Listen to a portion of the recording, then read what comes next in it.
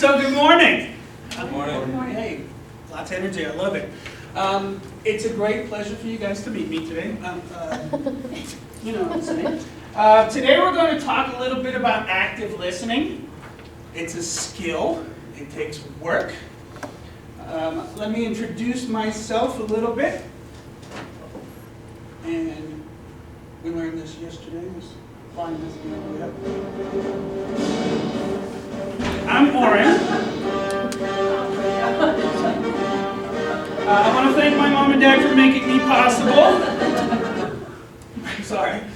But you're probably wondering, who is this guy? Why should I care? Why is he an expert on active listening? A little bit about my background. In my previous career, I got to do a lot of really fun and neat things. Some of those neat things gave me a lot of experience in doing things like active listening. I was with the Deputy Mobile Outreach Team, which is the first of its kind unit where clinicians and deputy sheriffs went out after individuals with a mental illness that were either suicidal or homicidal or both. And out of over 4,000 contacts, I had to use physical force to get people to cooperate with me less than 10 times. From that, we established something called the CIT, which is now a national model. The crisis intervention team training involved training law enforcement, firefighters, state, federal, and county people on how to deal with individuals with mental illness who are in crisis, how to de-escalate them, how to bring them down so that they cooperate with you. Because when people are in crisis, it's really hard communicating, and you have to bring them down before you can get them to do anything. I personally trained literally thousands of people on this. So one of the people I worked with, my partner in this, and I created a company called Applied CID, in which we went and changed this model from law enforcement to the civilian sector and brought it to people in their workplace. Because you never know when you're sitting at your desk, a coworker comes in, shuts the door, puts a gun on the table, and says, "I'm going to kill myself, can you give my wife a message?" How do you deal with that, right? So those things are more and more common, unfortunately, in today's society. So active listening is a really, really important skill. From all that, I had the pleasure and privilege of being a SWAT negotiator for a while. And so you could say active listening is kind of in my repertoire. So our goal today, the learner will understand why you really need more pie to actively listen. All right? It's an important function, and stick with me, it will make sense eventually.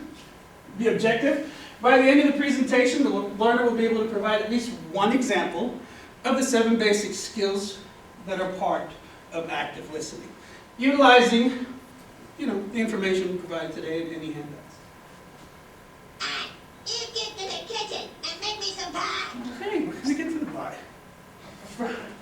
First, let's briefly look at this quote from Epictetus. Epictetus was a Greek philosopher, and he said, "We have 2 ears and 1 mouth, so we can listen twice as much as we speak." This is really an important quote, and not for what most people think. Most people think it means if you need to listen, you need to shut up, right? And that's not actually true. There is a difference between hearing and listening. Hearing is auditorily taking in sound. That's all involved in hearing. I might hear in the distance a boom. I don't have a clue what it is. I just heard something in the distance. I heard a noise. Listening is a process. It involves cognition. You have to think about the things you're hearing to listen. And sometimes you need clarification. So back to what Epictetus said, 2 ears and a mouth. The mouth is involved in active listening, but you have to use it properly and only minimally as necessary to move the conversation along and to gather any clarifications that you may need. So let's talk about the 7 skills. By the end of this, you're not going to be experts, but I promise you, if you take this home and practice it, It'll at least keep you out of the doghouse once in a while with your significant others. And you'll notice a change in your personal relationships as well. So the first skill is minimal encouragers. Okay, minimal encouragers are sometimes called utterances, but they're, bless you, small phrases, little things that you say to keep the conversation going along. So a minimal encourager might be something like, mm-hmm, or tell me more, or oh really. If your mother is anything like my mother, you use a lot of minimal encouragers on the phone. Really? Put the phone down, go back, pick it up, tell me more, put it back. You know. So the point is that we want to make sure our active listening is effective. So you want to put it into places where it moves the conversation along and doesn't interrupt it. With that said, avoid okay. Okay? Okay? Avoid using okay to move a conversation along, because especially if you're kind of lost in your own head a little bit, you may say okay to something negative, and it'll change the tone of that conversation quite a bit. So I don't like to use okay as a minimal encourager, but in any kind of utterance, that moves the conversation along. Your next one is open-ended questions. An open-ended question is any question that cannot be answered with a yes or no. So try to phrase your questions so that they have to provide you information, because we as humans naturally would prefer a yes or no. And as humans, we tend to go to the negative. It's going to be no 80 to 90% of the time. So instead of saying, are you feeling okay today? Yes. Say, tell me how you're feeling today. There's a difference. It requires a phrase. Any questions on that? Reflecting and mirroring is sometimes referred to as parroting. So reflecting is literally mirroring both content and feeling. And in mirroring, we're talking about the other person's feeling in a succinct form. So it's essentially, think of using the last few words of the statement that they've made to encourage them to continue on with that statement. So, sorry, I forgot who I gave it up to. Okay, so why don't you go ahead with your statement. It makes me so mad that I do all these things for my staff and nobody appreciates it. Nobody appreciates it? Correct. See, I didn't even give her that second part. She naturally had to go and say something, right? The word correct is not on that phrase. So you're just using that little bit, you're reflecting that, you know, if it sounds frustrated, you sound frustrated in my tone. And it's just encouraging her to keep going. Give me that little bit more. Any questions on reflecting? Okay. Emotional labeling. I love emotional labeling. It's here in the slide for a reason, but I actually use this very, very early. Okay? You don't necessarily have to use this in any particular order, but it's important. And don't be afraid to be wrong about emotional labeling. Because if somebody says something like that to you and I say, you sound mad, and it shows, number one, that I care. Number two, it puts her in a bit of a check. Hey, I didn't mean to sound mad, you know? And if I'm wrong, she'll say something like, I'm not mad, this is great. Well, that keeps the conversation going, right? Really, tell me why it's great. So don't be afraid of this, but it's effective in building rapport. And that's the best way to get people to cooperate with you, is to build that rapport. So again, emotional labeling, use it often, use it anywhere, but start with it pretty early. Paraphrasing. Paraphrasing is a concise synopsis that reflects the essence of the speaker's statements in the words to the listener. In other words, you're putting the things you heard into your own words to check meaning, to make sure you understood what they were saying.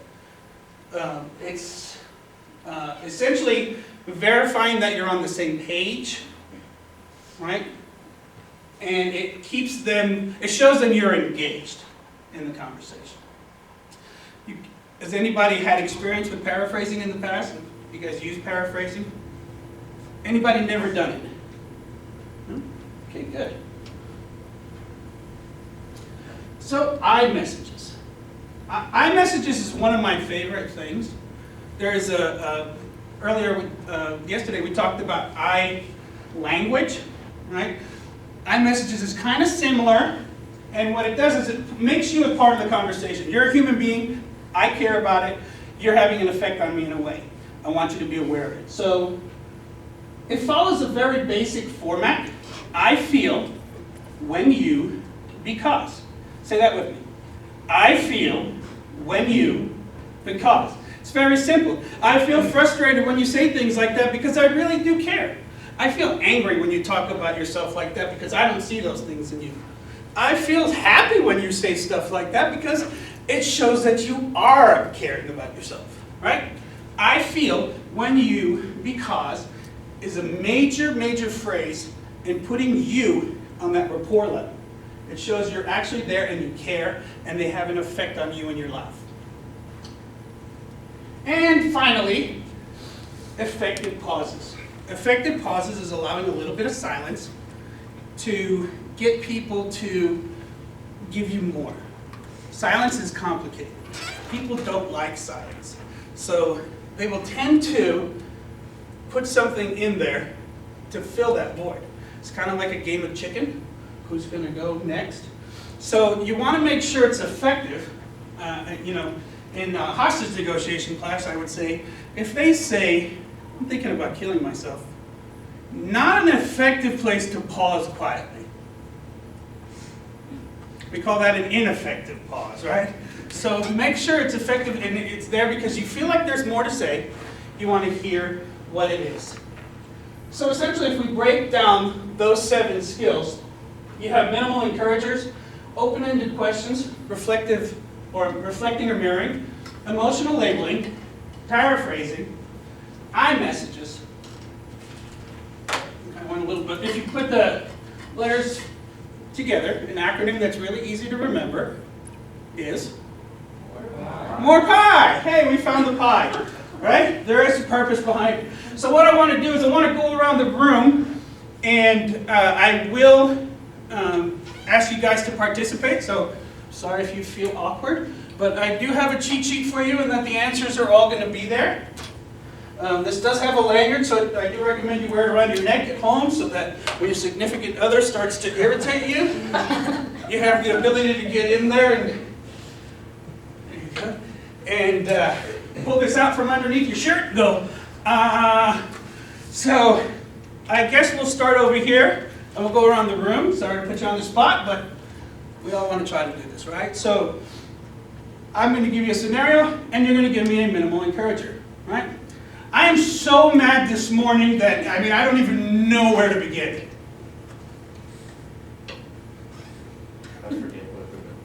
So here, sorry, flip it around. Guys, you have it over here on this end, more pie. More pie is on this side, right? So I'm so frustrated this morning, I don't even know where to begin. Yeah, I'm telling you. He's so interested, right? But that's great, fantastic. It makes me want to give you some more. So, I don't even know where to begin today. Well, why don't you start at the beginning? Tell me more. Yeah, great. And I woke up this morning, my coffee maker wouldn't work, the dog peed on the floor, it was just a terrible morning, and it went downhill from there. Good job. All right, so reflecting or mirroring. Okay. I really get frustrated when I have to come up with these scenarios because I didn't prepare at the beginning of the day. You didn't prepare at the beginning of the day? I didn't, and I was like, I gotta have more scenarios. Fantastic, great job. All right, we're gonna do emotional labeling. Marianne, I love teaching people. This is so much fun. Wow. I feel the same way when you say things like that because I love teaching people too. Fantastic iMessage, I love it. Let's do an emotional labeling. How did it sound like my emotions were for you on that one? I'm not sure. It was scary. It was scary? Yeah. Okay, that's good. I'm happy, right? Would you guys think I was really happy or excited? Things like that is what the emotional labeling would be. Bringing out the emotion and picking on it. But great effort, great effort. All right, I'm going to do for you paraphrase. So, I had to go to work last night and find pencils for this person. And I literally like had to dig around and go back to 1989 and sharpen all these pencils and then stick these erasers on the end and count 10 of them. It was so long. How, you did all that? You went back to 1989 and got pencils and put erasers on them? I did, yes. Fantastic. Paraphrase. You put them in your own words. Exactly. She said what I just said. All right, we're going to do an iMessage, Evan. You know, I don't like the color of that shirt. I feel okay when you say that, because sometimes I need wardrobe advice. Fantastic. Great job. And effective pause, okay? Danny, this presentation is almost over. Great job. You did a wonderful job. So you guys, that's pretty much your active listening skills. You do need to use those words. It's good to pull them out when you need them. Practice this. I promise you, you'll see a change in your personal relationships as well as working relationships. Any questions on anything regarding active listening today? Go ahead. Are there ever times that these don't work? No, because if one doesn't work in a way or form, what it does is it gives you the opportunity to continue that conversation, right? If they're like, I don't want to talk about it. Okay, why don't you want to talk about it? So you can always pull out a different letter. So that one letter might not work in the conversation, but they will work as a group, as the pie. Okay. Anything else? Thank you so much. I appreciate your time. And if I could just steal a couple minutes, just because not for this, we talked a little bit about role